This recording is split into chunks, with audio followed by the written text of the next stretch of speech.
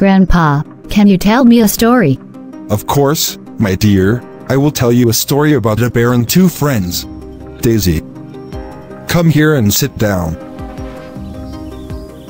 Once upon a time, there were two friends, Jack and Tom. They were inseparable and did everything together.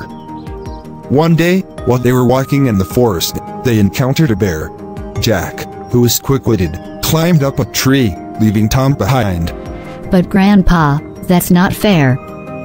Jack should have helped Tom. Yes, my dear.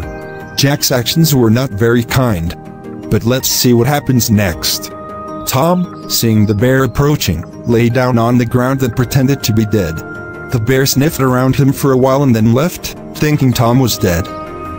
What happened next? Jack climbed down from the tree and asked Tom, "What did the bear whisper in your ear?" Tom replied, "The bear told me never to trust a friend who leaves you in danger." But Grandpa, Tom pretended to be dead. He didn't help Jack either. Yes, my dear.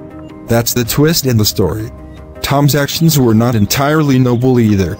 The moral of the story is that true friendship means standing by each other in times of danger and not abandoning each other. Thank you, Grandpa, for the wonderful story.